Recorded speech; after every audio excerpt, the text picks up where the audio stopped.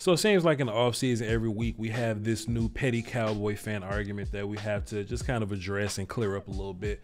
And it's interesting, man. You know, the loss of Amari Cooper, it is a big loss. I was a fan of Amari Cooper. He's a part of the ops now, but I was a fan of Amari Cooper, and I think Amari Cooper's a fantastic player, and you would much rather have him than not have him. But let's just not pretend like losing Amari Cooper makes your other wide receiver options just trash all of a sudden. You know, there was this one point in time, I'm not saying that I agree with it, right? But there was just this point in time where Cowboy fans felt so good about our wide receiver cores that we like, oh, we got 3 number 1 receivers. We at least got a 1A, 1B, and a 1C at least, right? And I think, you know, sometimes we get a little spoiled, right? And I don't think Gallup is a number 1 receiver, but I know for sure that, you know, people looked at us like as if we had CeeDee Lamb and Amari Cooper, those 2 guys at least being number 1s and Gallup being a number 2.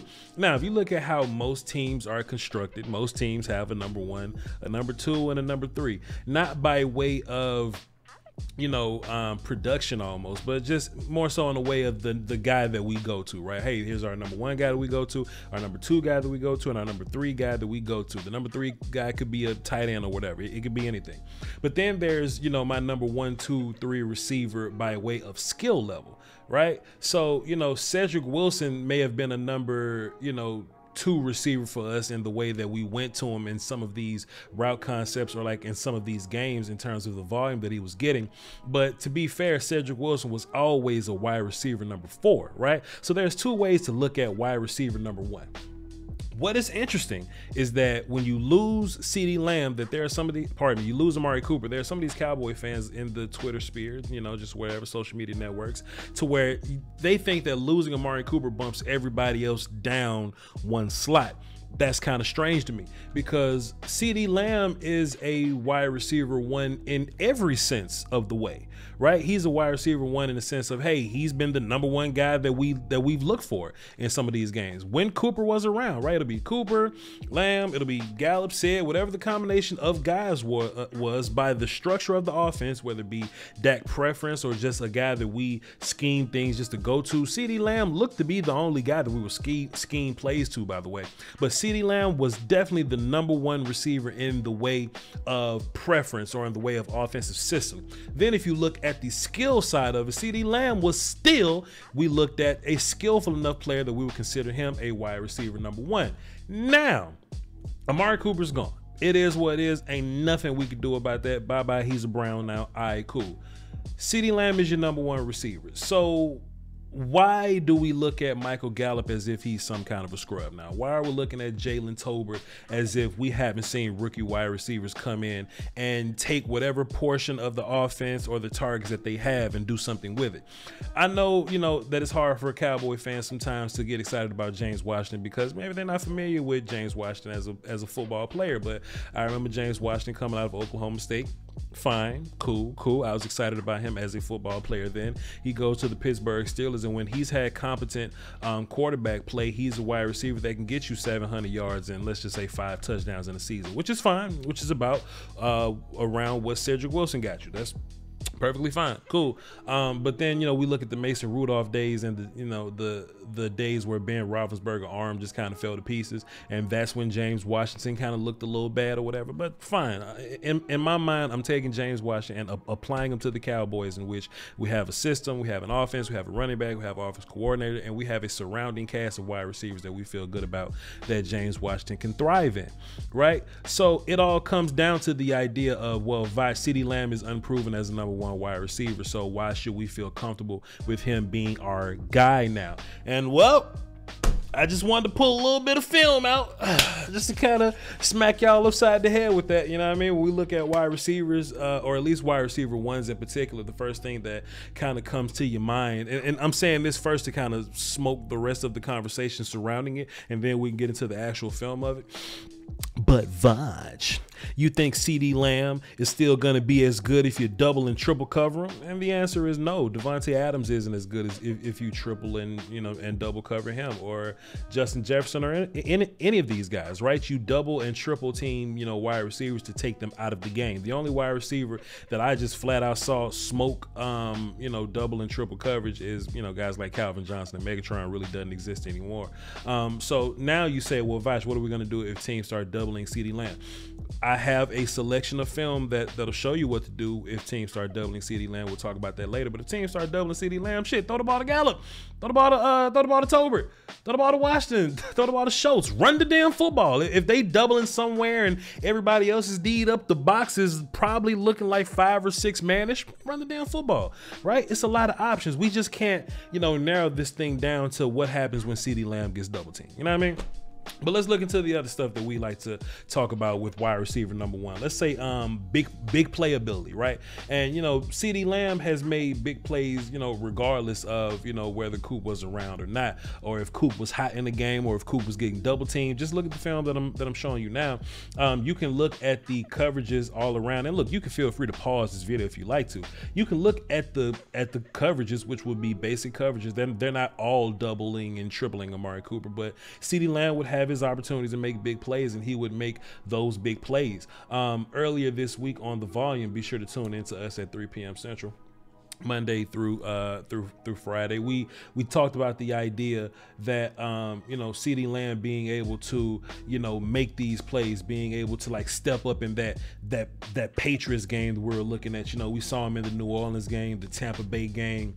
Just like pick a game, the Atlanta game, right? Pick a game where you just go find CeeDee Lamb and you can look at the coverage, but like, all right, well, let's see if CeeDee Lamb looks like a number 1 wide receiver in this coverage versus this team versus this set of talent or whatever. And CeeDee Lamb has always, since he's been drafted, even his rookie campaign when Dak was hurt, but especially his sophomore campaign where Dak was Dak was kind of hurt and healthy this season or whatever. So, we ain't really had 16 games of healthy Dak and healthy CeeDee Lamb, so that's another thing to look forward to. But the games where, Dak was on and, he didn't have any calf issues or whatever, CeeDee Lamb was a gangster. And I think you can expect that from him moving forward, right? And, we talk about scheming CeeDee Lamb open, getting CeeDee Lamb open. You can see in some of these clips, man, CeeDee Lamb is going to be moved all over the place. He's going to play the flanker. He's going to play split. He's going to play Z. He's gonna play wide, play in the slot. We got some more film of CeeDee Lamb in the backfield, man. It's a lot of different things you could do with CeeDee Lamb. So I don't subscribe to the idea of what happens when CeeDee Lamb gets double covered. You do what good offenses do with their superstars, right? You move their asses around and you scheme them open. And I think CeeDee Lamb being jet sweep guy, CeeDee Lamb being get the ball in the backfield guy, even playing running back, put CeeDee Lamb at slide and let him do the whole two-way thing. Just because he's wide receiver 1 doesn't tie him down to one spot of the field. Him being wide receiver 1 means he's talented and he's going to be wide receiver 1 in this system.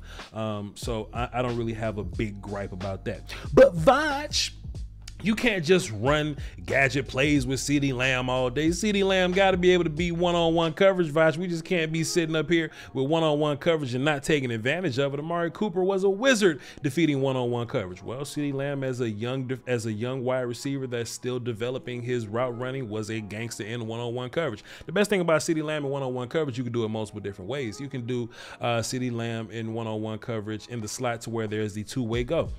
CeeDee Lamb in one-on-one coverage, whether it be jump ball situations in the back of the end zone. CeeDee Lamb in one-on-one situations where he could be lined up outside and he could do deep ball things, right? He can make these bigger plays. Like we saw in the big play film portion or whatever, that CeeDee Lamb is able to take these one-on-one situations and make something out of it. And like I said, he's a developing route runner, of course, but the key word in developing is damn developing. You know what I mean? He's not the route runner that Cooper is, and I don't know if he's gonna be that guy. But being around Amari Cooper has definitely rubbed off on him, because we see CeeDee Lamb, running these smooth routes. We see him in these double move situations. We see him setting up these corners, right? He's not perfect at it yet, but he is a developing wide receiver number 3. That's not what he's best at. He's best at being yak guy. You know what I'm saying? So in my mind, if CeeDee Lamb has only been a shell of himself, and shell of himself makes it sound like he's some old washed up receiver. What I'm trying to get at with shell of himself is, like, you know, of course there's the college version of who you are, and CeeDee Lamb was full blown yak guy in college, right? But we knew that he had big wide receiver skills, you know, just kind of tucked into him, but he had to unlock his hidden potential, like Gohan in the hyperbolic time chamber going Super Saiyan 2 when Android 16 died, right? Like, we really had to, you know, find that, okay, well, here's CeeDee Lamb high pointing the football, right, consistently, or here's CeeDee Lamb being a good route runner consistently, here's CeeDee Lamb setting people up consistently, right? That wasn't his bread and butter. Those are things that he's worked on and he's gotten better at. He was good at in college. But if you talk about CeeDee Lamb's elite traits in college, it was him being yak guy. So in my mind, you know, even if you can't lean on wide receiver things, you can always do things to get CeeDee Lamb involved in a short pass yak kind of way. We would see that from Dez all the time, right? Dez would run his deep routes, Dez would do his jump ball stuff, but if we just needed like something simple just for 15 yards, we'll throw a bubble at Dez, we'll throw something short to Dez, a little hitch, a little screen at Dez, and Dez will take that and turn it into something else. So, you know, maybe if Kellen Moore gets an opportunity to just focus on one wide receiver, one type of guy, and just, you know, getting Lamb involved without having to worry about getting other guys involved and complaining for the football, you know, maybe we can get a positive, you know, turnout with this whole thing. I'm not really finna take a whole lot of time to just sit up here and defend CeeDee Lamb, because CeeDee Lamb's play doesn't need defending. I think a lot of people that are really not fans of CeeDee Lamb are just those that are wishing to find some type of negativity or a Cowboy. Like, look, if an Eagles fan is calling CeeDee Lamb trash, then just look, mind your business, man. We ain't got to listen to all that nonsense. But it's the Cowboy fans that don't think it's high of CeeDee Lamb that kind of hurts me, because I think Cowboy fans should know a little better. But I just encourage anybody to just cut the film on, man. Find a game, man. Cut on Tampa Bay, New Orleans, either the Washington games, Chargers, New England, Minnesota, Atlanta. Those are the ones that I show here today. Find a game and go find CeeDee Lamb and just imagine that dude, you know, just one step better. I was saying, I said twice on the volume this week, 3 p.m. Central, that you don't always get better by, you know, free agents, because take a look at the college football program, right? Like, you know, they get new players via like transfers or like, you know, the new freshmen coming in, but that's not how they get better. They get better with the offseason work and just getting better and better as upperclassmen or whatever, right? So we look at, you know, guys like CeeDee Lamb, we look at guys like Terrence Steele, you know, Michael Parsons or whatever, Trey Diggs. These are the dudes that are going into their junior year that are fully ready to take that next step with their offseason work and then put that on the field to be these dudes, like these next superstar level guys, right? Earlier, the superstars on our team was like, you know, DeMarcus Lawrence, Dak Prescott, you know, Zeke was a superstar on this team, you know, guys like Tyron Smith. That's cool, but we have this new wave of superstars now, the Michael Parsons, CeeDee Lamb, Trey Diggs or whatever. So it's going to be interesting to see those young guys, in which they are still young guys, develop into that next level in which they're going to be like the super OG guys of the team, and that's going to be super fun. Can't wait to see it. So, hey man, if you know a CeeDee Lamb doubter, take this film session, send it to somebody, and, you know, smoke them in your arguments. If you need to, you know, mute me just to show them the film, do what you got to do, man. It don't matter, man. But just spread the word, hit the like button, and hit the subscribe button. That's all I ask from you. Like I said, tune in to us on the volume Monday through Fridays. We'll be here doing some type of live film, and I think I'm gonna bring back the series Best Sack Technicians, man. That was a good time for me to get nerdy with my football stuff. You know, I love pass rushers, so I think we're gonna be doing some of that moving forward. It's an old series of mine that always has success. I think it'll be a cool little thing to bring back. All right, y'all hold it down for the Doski Walks and Peace Whiskey. Till next time, man. Peace.